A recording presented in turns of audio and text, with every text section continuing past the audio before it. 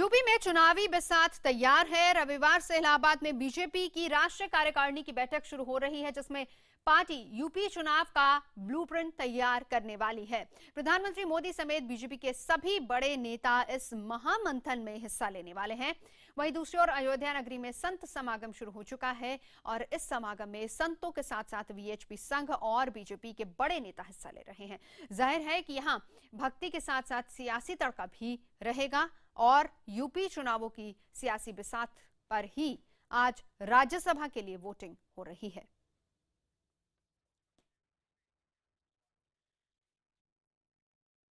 तो उत्तर प्रदेश में चुनावों का बिगुल बजने जा रहा है। बीजेपी अपने मिशन यूपी की शुरुआत कल इलाहाबाद से करने वाली है। संगम नगरी में कल से बीजेपी राष्ट्रीय कार्यकारिणी की बैठक शुरू होगी। यहां पर प्रधानमंत्री मोदी समेत बीजेपी के सभी बड़े नेताओं का जमघट लगेगा। हालांकि यूपी में बीजेपी का चेहरा कौन होगा, इसे लेकर अब भी सस्पेंस बना हुआ है।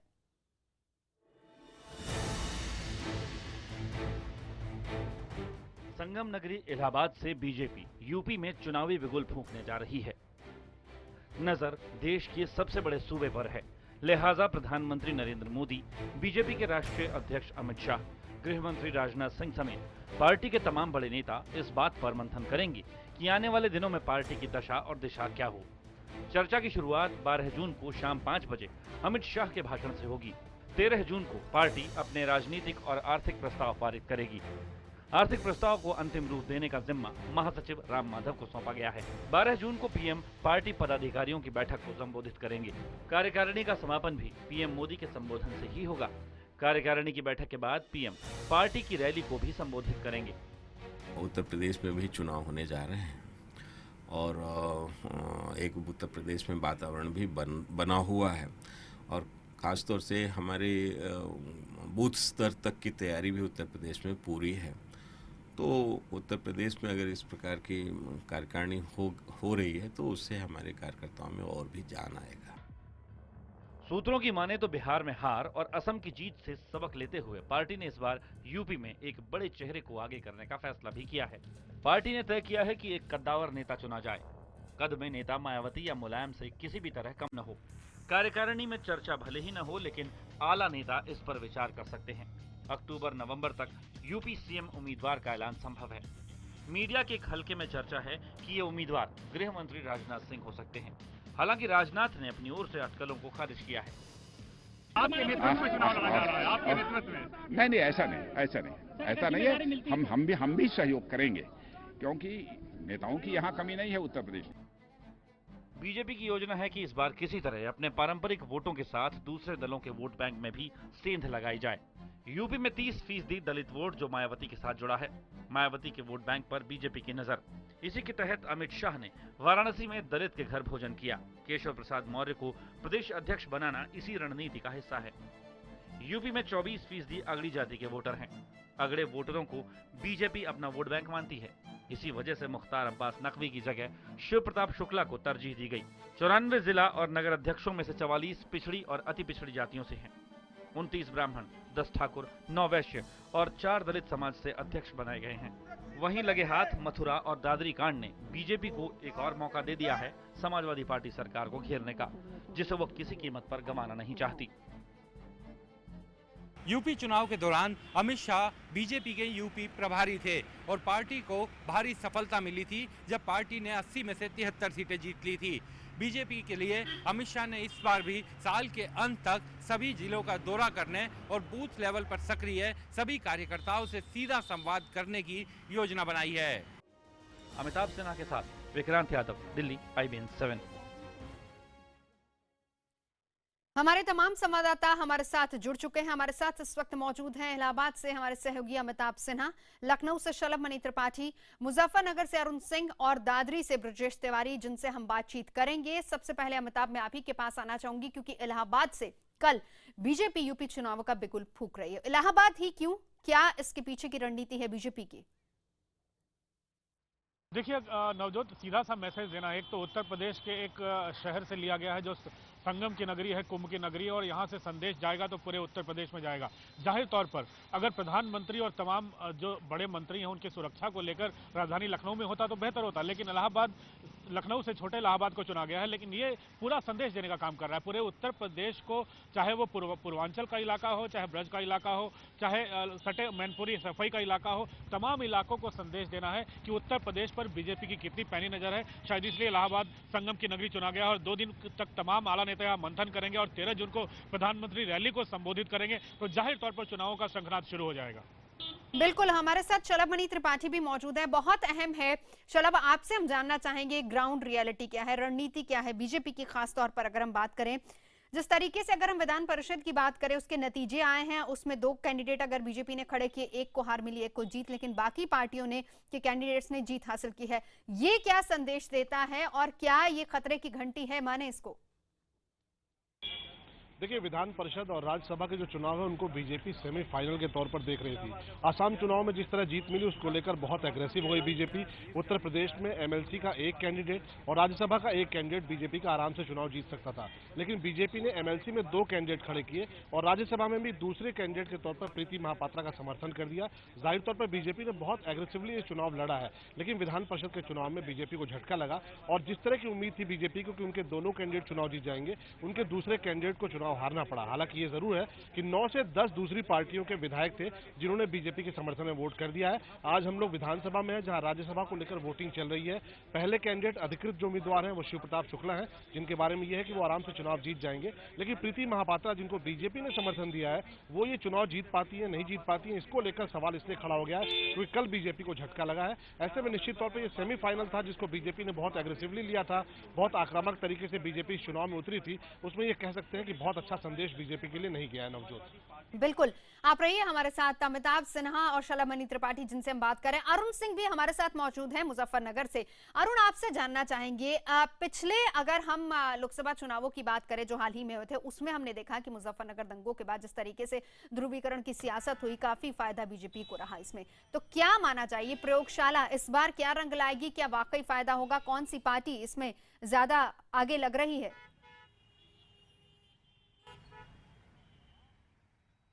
देखिए नवजोत, मुजफ्फरनगर में जो दंगे हुए थे उसके बाद यहाँ पर 2014 के लोकसभा चुनाव हुए थे और पूरा पश्चिमी उत्तर प्रदेश जो जाटों का गढ़ था, जाट मुस्लिम कॉम्बिनेशन से हमेशा अजीत सिंह या उनके सहयोग या गठबंधन वाली पार्टियां यहाँ पर जीता करती थीं। पूरी तरह से भगवा कलर में रंग गया था पूरा पश्चिमी उत्तर प्रदेश और जबरदस्त सफलता बीजेपी को मिली थी लोकसभा चुनाव में।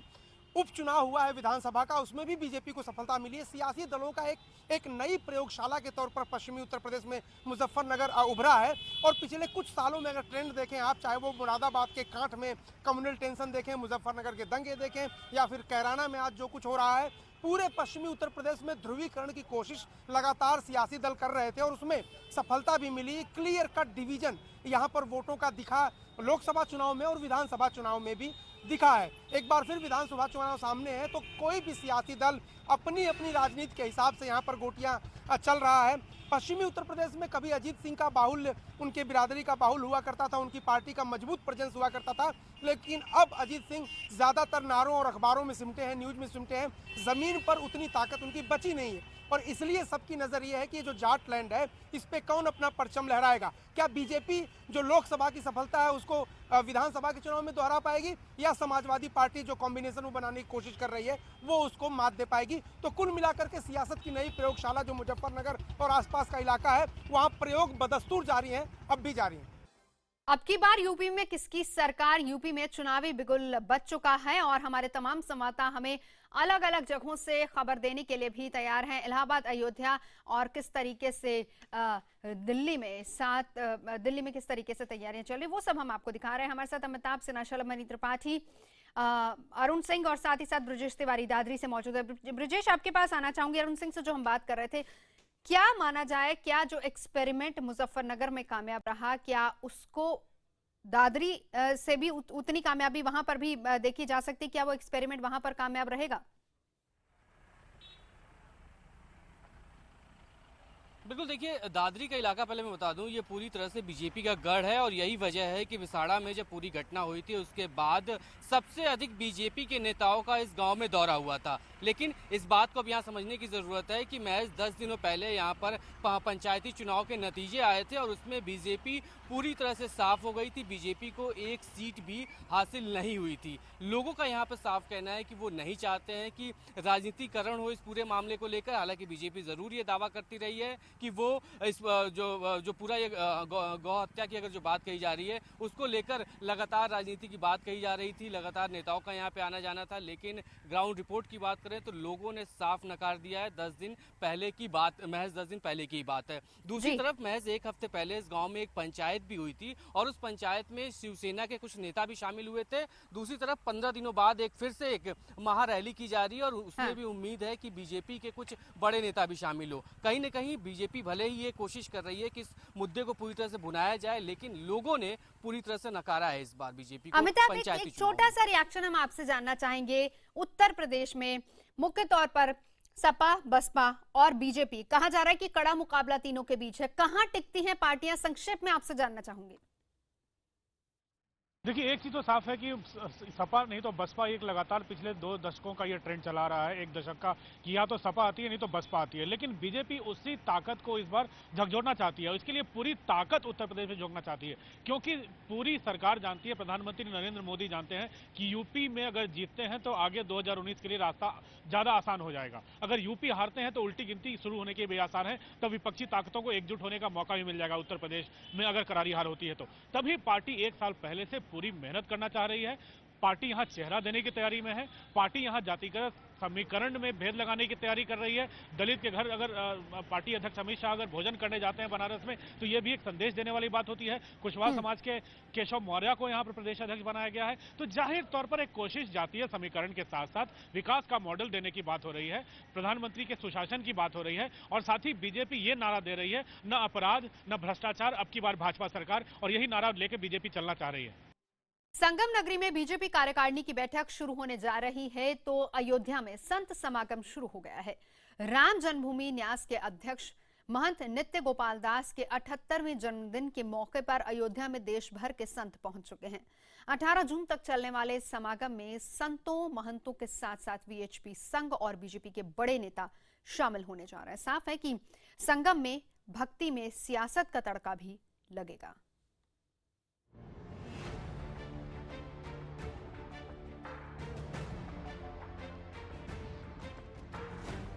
अयोध्या में शुक्रवार से शुरू हुए संत समागम पर पूरे देश की निगाहें हैं।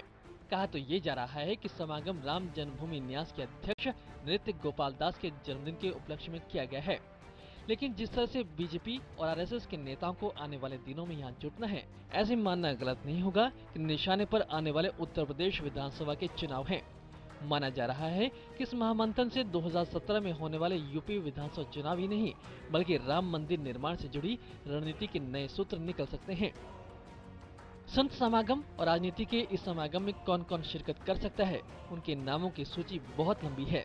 लेकिन जिस तरह से संतों के साथ साथ राजनीतिक चेहरे इस समागम में शिरकत करते दिख रहे हैं, इससे अयोध्या में राम मंदिर बनाने के मुद्दे को हवा मिलनी तय है। इस समागम के पहले दिन उद्घाटन करने अयोध्या पहुंचे उत्तर प्रदेश के राज्यपाल राम नाईक ने समागम में राजनीति देखने वालों को अपने ही अंदाज में जवाब दिया। महंत जी का 78वां वर्ष दिवस किसी को राजनीति लगता है तो उनकी बुद्धि पर मुझे दया आती है। अयोध्या का हिंदुस्तान में ही नहीं दुनिया में एक महत्व है और इसमें उस न्यास के प्रमुख अध्यक्ष के नाते उनका एक विशिष्ट स्थान है। अब राम नाईक जो भी कहें, लेकिन जिस तरह से उत्तर प्रदेश विधानसभा के चुनाव नजदीक हैं और जिस तरह से विश्व हिंदू परिषद समागम में गाय से लेकर मंदिर तक की चर्चा किए जाने की बात कह रही है, ऐसे में साफ है कि समागम को लेकर आने वाले दिनों में राजनीति और गर्मा जाए तो कहना गलत नहीं होगा। शलमणि त्रिपाठी, अयोध्या, IBN 7। हमारे तमाम सहयोगी हमारे साथ मौजूद है। विक्रांत यादव हमारे साथ लखनऊ से, शलभमणि त्रिपाठी हमारे साथ लखनऊ से, माफ कीजिए, विक्रांत यादव हमारे साथ इलाहाबाद से बने हुए हैं, शलभ है लखनऊ से, मुजफ्फरनगर से अरुण सिंह और दादरी से ब्रजेश। विक्रांत, आपके पास आना चाहेंगे। समागम की शुरुआत हो चुकी है, भले ही राम नाईक ये कहें कि अगर किसी को सियासत नजर आती है तो अपने नजरिए से देखे, लेकिन एक बात तय है कि यहाँ पर तमाम उन मुद्दों पर चर्चा होगी जिनको अक्सर भुनाया जाता है, भले ही बीजेपी ये कहे कि विकास के नाम पर चुनाव लड़ा जाएगा। देखिए, बिल्कुल मंदिर एक ऐसा मुद्दा है जो बीजेपी के साथ, उसकी विचारधारा के साथ जुड़ा हुआ है और उससे बीजेपी कभी खुद को अलग भी नहीं करती। लेकिन चूंकि इस समय बीजेपी का कहना है कि वो सिर्फ विकास के मुद्दे पर आगे बढ़ेगी, राम मंदिर का निर्माण वो चाहती है, लेकिन वो या तो आपसी बातचीत के जरिए उसका रास्ता निकले या फिर अदालत उसका रास्ता प्रशस्त करे। इन्हीं दो तरीकों से राम मंदिर बन सकता है। लेकिन जैसा नवजोत आपने एकदम ठीक कहा कि मंदिर के मुद्दे को बीजेपी छोड़ना भी नहीं चाहती, उससे अलग होते हुए भी नहीं नजर आना चाहती, और इसीलिए रह करके बीच में उसके नेता इस तरीके के बयान भी देते हैं ताकि जनता में ये संदेश ना जाए कि बीजेपी की सत्ता सरकार केंद्र में बनने के बाद बीजेपी ने 2 कदम पीछे खींचे हैं। तो 2 कदम वो पीछे खींचती है, 1 कदम उनके नेता बयान देकर के आगे बढ़ते हुए दिखाई देते हैं। और इस समय भले ही जन्मदिन का बात की जा रही हो, लेकिन जन्मदिन के साथ साथ संतों के साथ साथ इसमें राजनीतिक तड़का ना लगे, ऐसा हो ही नहीं सकता। शलभ, यही सवाल मैं आपसे भी करना चाहूंगी, हम किस तरीके से इस पूरी सियासत को देखें, क्योंकि बहुत इंपॉर्टेंट है उत्तर प्रदेश की सियासत, आप इस पर पकड़ रखते हैं, बहुत समय से कवर कर रहे हैं चुनावों को भी। ये बताएं, विकास के मुद्दे की बात बीजेपी करती है, ये कहती है कि तमाम वो चीजें भले ही वो सपा और बसपा ने उठाई हो अपने मैनिफेस्टोस में, लेकिन इस बार बीजेपी उसी विकास की बात और सुशासन की बात कहकर सत्ता में आना चाहती। लेकिन उन्हीं के नेता, खास तौर पर वो जो कि उत्तर प्रदेश से ताल्लुक रखते हैं, चाहे वो योगी आदित्यनाथ हो या साध्वी प्राची हो, आए दिन इस तरह के मुद्दों को हवा देते हैं जिनसे कहीं ना कहीं विवाद बढ़ता है, और उसके बाद ये देखा जाता है कि वो ध्रुवीकरण की सियासत को भी हवा देते हैं।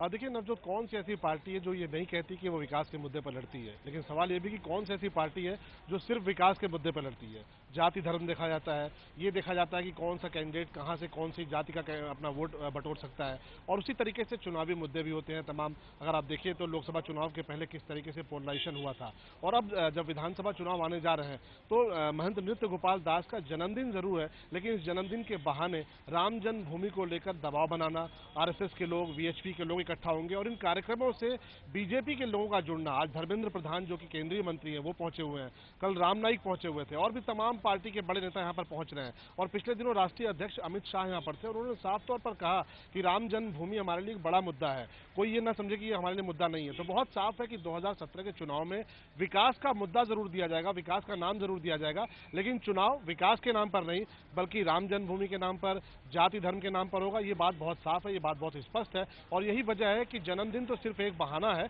असल मुद्दा ये है कि राम जन्मभूमि के नाम पर दबाव बनाना है। तमाम संत इकट्ठा हो रहे हैं, तमाम जो बीजेपी के बड़े नेता हैं उनके आने की भी बात कही जा रही है।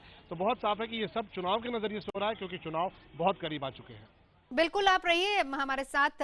अरुण सिंह और ब्रजेश भी हमारे साथ मौजूद है, लौटूंगी आपके पास भी, लेकिन उससे पहले उत्तर प्रदेश की खास तौर पर अगर हम बात करें, क्योंकि वो सूबा है जहां से दिल्ली की राह तय होती है, और ये वो राज्य है जो किंग बनाता है या किंग मेकर हमेशा रहता है। और इस वक्त दिल्ली की गद्दी पर बीजेपी के नेतृत्व वाले एनडीए का कब्जा है, और अब पार्टी ने 2019 का ब्लूप्रिंट बनाना शुरू कर दिया है। उसके ब्लूप्रिंट में यूपी सबसे अहम है, और इसीलिए वो इतिहास की तरफ देखते हुए भविष्य की नींव रख रही है। हम आपको बताते हैं कि यूपी में क्या रहा है बीजेपी का अतीत।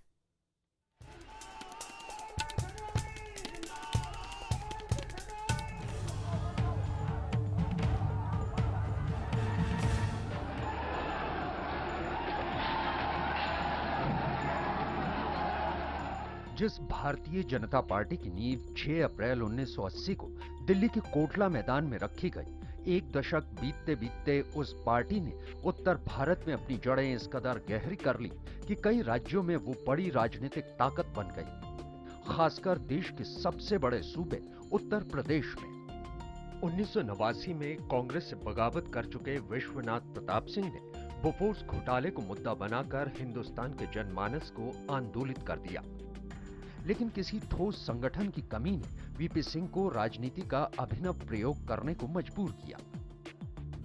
लेफ्ट और राइट के तालमेल और समर्थन से केंद्र में सरकार बनाने में कामयाब रहे सिंह ने भारतीय जनता पार्टी के अरमानों को फैलने का वो मौका दिया जिसकी चाहत पार्टी के कर्ता धर्ताओं ने जनसंघ के जमाने में कर रखी थी। वीपी सिंह ने आरक्षण के मुद्दे को तूल दिया तो बीजेपी को अपने सपनों पर ग्रहण नजर आने लगा। यहीं से राम मंदिर आंदोलन की सुगबुगाहट शुरू हुई। गंभीर पहल अगस्त 1990 में हुई। तब वृंदावन में साधु संतों ने राम जन्मभूमि की मुक्ति के लिए शंखनाद किया और श्री राम जन्मभूमि मुक्ति आंदोलन की नींव रखी गई। साधु संतों की तरफ से हुई इस पहल के असर को भांपने में बीजेपी से कोई गलती नहीं हुई। उनकी सियासत में इस संचित ऊर्जा से कैसे गति पाई जा सकती है, इसे बीजेपी के कर्ता धर्ताओं ने अच्छी तरह से महसूस कर लिया और वीपी सिंह की बढ़ती सियासी महत्वाकांक्षा को लगाम देने और अपने सपनों को आसमान देने के लिए पार्टी की तरफ से लाल कृष्ण आडवाणी का रथ देश के शहर शहर, गांव गांव के लिए निकल पड़ा। हर तरफ हुंकार, सौगंध राम की खाते हैं, मंदिर वहीं बनाएंगे और संकल्प अयोध्या में कार सेवा की तैयारी का। साधु संतों का आंदोलन सियासी ताप मिलते ही जन आंदोलन में बदलने लगा। तब की सरकार ने कार सेवकों को रोकने के लिए पूरी ताकत झोंक दी और इसके बाद आई वो ऐतिहासिक तारीख 2 नवंबर 1990। यूपी सरकार के आदेश पर अयोध्या में कार सेवकों पर गोलियां चली। इस घटना ने हिंदू कट्टरपंथियों के साथ ही राम भक्तों और मध्यम मार्ग पर चलने वालों को भी झकझोरने का काम किया। यूपी में बीजेपी को अपने विस्तार के लिए जिस खाद पानी की तलाश थी वो पूरी हो चुकी थी। 1991 में कई राज्यों में विधानसभा चुनाव हुए। इनमें से 4 राज्यों में बीजेपी की सरकार भी बनी। इसे राम मंदिर के लिए बनी हवा का असर माना गया। यूपी में भी बीजेपी को पूर्ण बहुमत मिला। अविभाजित यूपी की 425 सीटों में से बीजेपी के खाते में 221 सीटें आई। कल्याण सिंह यूपी में बीजेपी की पहली सरकार में मुख्यमंत्री बने और यहीं से बीजेपी की देश में छाने की आतुरता को पंख लगने शुरू हो गए। राम मंदिर आंदोलन को हवा दी जाने लगी। इसके बाद एक और ऐसा दिन आया जो इतिहास में दर्ज हो चुका है, 6 दिसंबर 1992। ये दिन गीता जयंती के रूप में जाना जा रहा था, लेकिन इस दिन जो कुछ हुआ उसे कुछ लोग काला दिन तो कुछ शौर्य दिवस के रूप में मनाते हैं। देश भर से कार सेवकों का जत्था अयोध्या में उमड़ पड़ा।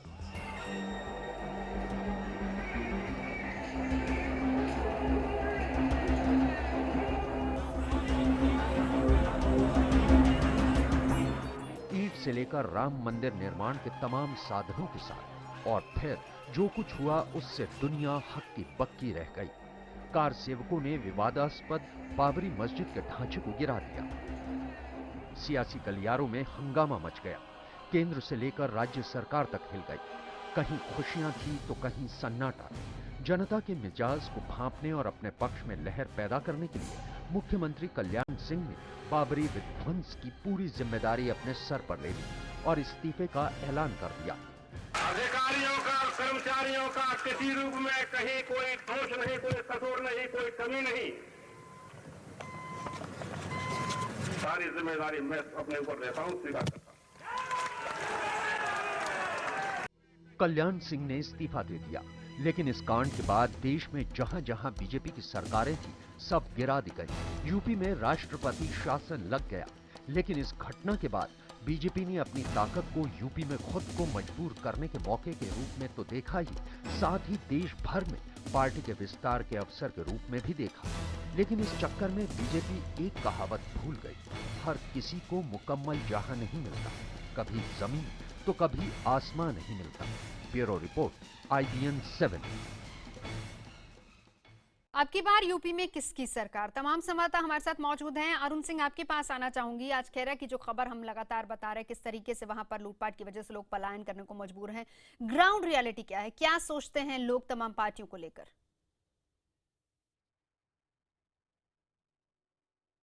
देखिए, एक बार फिर विधानसभा चुनाव से पहले कैराना में माहौल तनावपूर्ण है और कैराना में एक समुदाय आरोप लगा रहा है कि दूसरे समुदाय के लोग लगातार व्यापारियों से रंगदारी मांगते हैं, उनके साथ मारपीट करते हैं और 2014 से लेकर अब तक 4 व्यापारियों की हत्या हो चुकी है, कोल्ड ब्लडेड मर्डर हो चुका था और इस वजह से लगभग 46 परिवारों ने पलायन किया है। जो बीजेपी के सांसद है हुकुम सिंह, उन्होंने 2 दिन पहले प्रेस कॉन्फ्रेंस की थी और ये 346 परिवारों की लिस्ट उन्होंने सौंपी थी मीडिया में। हालांकि बहुत सारे लोग ऐसे हैं जो अभी भी इस उम्मीद में रुके हुए हैं कि प्रशासन अगर दखल दे और यहाँ माहौल शांतिपूर्ण करे, सबको सुरक्षा की गारंटी दे, आश्वासन दे, तो यहाँ रुका जा सकता है। लेकिन एक बार फिर वही तस्वीर पश्चिमी उत्तर प्रदेश की जो पहले से बनती आई है 2014 के चुनाव से पहले, यानी मुजफ्फरनगर के दंगों के बाद, वही तस्वीर एक बार फिर बनती हुई नजर आ रही है। माहौल तनावपूर्ण है कैराना में भी।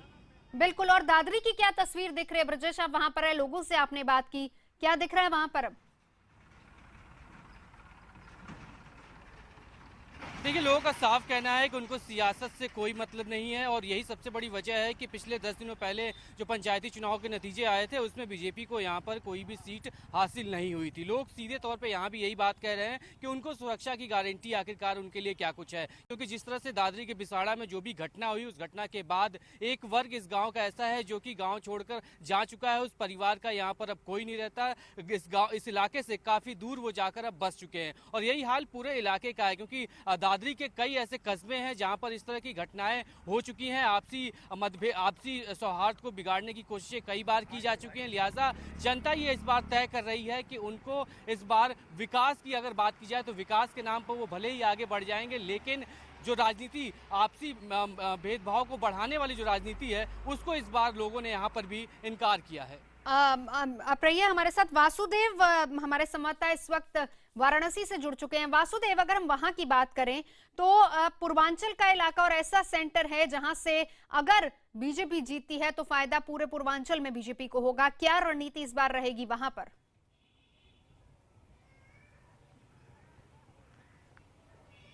जी देखिए नवजोत, जो पूर्वांचल का इलाका है ये यूपी का ऐसा इलाका है जो कि राजनीतिक लिहाज से बेहद महत्वपूर्ण है।